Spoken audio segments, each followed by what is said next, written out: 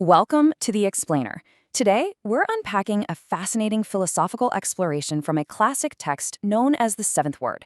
We're going to completely reshape how you think about your daily struggles, your goals, and honestly, exactly how you practice prayer. It's a real game changer. So, I want you to just think about your own life for a second. When you pray, or when you wish for something really deeply, do you only expect to change the result? I'm asking you directly here. Do you view prayers simply as a passive wishing well, or maybe kind of like a cosmic drive-through where you just place your order and expect it at the next window? Maybe you just want to pass a tough exam or you need a sudden problem fixed right this second. And sure, those are definitely aspects of it, but the source text challenges us here. If that is literally all prayer is to us, are we missing the bigger, much more transformative picture? Okay, let's dive into this. The source material presents a massive shift in perspective.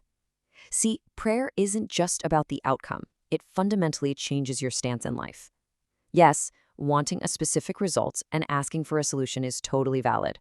But the true underlying power of prayer, it's how it actually transforms your orientation toward the world and your own personal responsibilities. It alters not just what happens to you, but who you become in the process of asking. It's all about your posture when facing life's challenges. Now, the text defines the human condition using these two really fascinating core concepts, aciz and fakir. Basically, human helplessness and immense need. Think about it. We all have super limited power, right? And yet our needs, our wants, our daily anxieties are practically infinite. But here is the absolute genius of this philosophy. This awareness of our limitations, it's not a cause for despair. No way. It's actually a positive trigger. It's a catalyst perfectly designed to turn us away from our own frustrating limits and direct us toward a higher power that literally has no limits. So the crucial point is that prayer is a two-way street. It is never, ever about just passively waiting for a miracle to fall into your lap. According to the text, a complete, effective prayer requires both action and intention. If you want to shake off that heavy, modern feeling of being lost or overwhelmed, you got to realize that true prayer is split into two distinct, totally necessary halves that have to work perfectly together.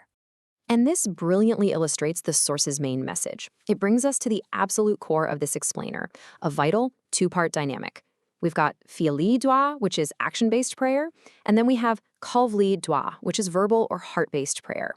The text insists you literally cannot have one without the other. You have to fully embrace physical causes, like you actually have to do the hard work. But at the exact same time, you turn your heart and your intentions to Allah. Let's break down what this actually looks like in the real world. Let's see how this builds our understanding of action-based prayer, or fiilî dua. This beautifully grounds the theory in our everyday reality, because taking the right step, embracing the tangible causes right in front of you, that in itself is a profound form of prayer. If you've got a massive exam coming up, opening the book and actually studying is your physical prayer. Dealing with an illness, seeking medical help, and going to the doctor is your physical prayer.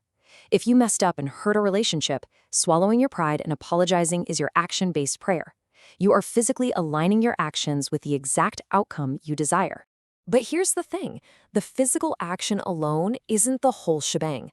The necessary second half is kavlî dua. That's the prayer of the heart and the tongue. Because after you put in the absolute maximum effort, like after you study until your eyes cross, or after you visit the doctor, you then have to turn to Allah with your words and your heart. It involves seeking refuge, asking for forgiveness, and most importantly, requesting the absolute best outcome, whatever that actually ends up being. It's working incredibly hard, but dodging the trap of arrogance if you succeed, and completely avoiding laziness before you even start. You're acknowledging that while you make the effort, the final result just isn't solely in your hands. And when you combine these two halves, the action and the heart, something absolutely incredible happens. You realize you're not just shouting into the void. The text points out that this dual approach is basically the ultimate cure for that deep, modern sense of loneliness, intense anxiety, and aimlessness. When you pair your rigorous physical effort with sincere spiritual submission, that crushing weight of feeling totally alone and responsible for the entire universe, it literally just dissolves. And it dissolves because you realize you're connecting to a creator who knows, sees, hears, and answers with immense mercy.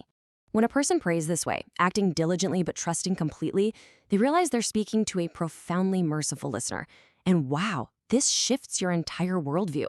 You move away from this state of total isolation, stressing out, trying to control every unpredictable variable in your life, to a state of deep connection and trust. Basically, you do your part on the stage, and you trust the ultimate listener with the rest of the script. Let's just pause for a moment of reflection here. The text offers this beautiful, suggested internal monologue that perfectly captures this delicate balance. My Lord, grant me the ability to do my best in a good way, and make the outcome good for me. I mean, just look at how flawlessly human effort and divine submission merge in that single sentence. You're asking for the physical strength and focus to take action, and at the exact same time, you're asking for the spiritual grace to accept whatever outcome is truly best for you. Okay, now let's turn all this wonderful theory into immediate reality. Here's a highly practical, two-step exercise I really encourage you to write down today for one of your own pressing goals. This is going to bridge the gap between what we just learned and your immediate actions. Step 1, write down the action I will take.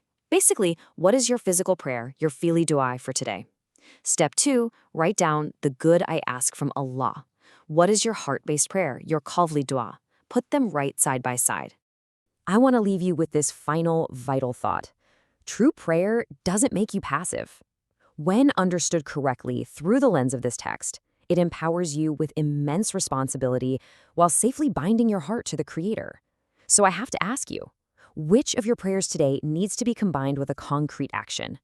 Take a moment after this explainer, reflect on your goals, and see how you can transform your passive wishes into active, beautifully empowering prayers today.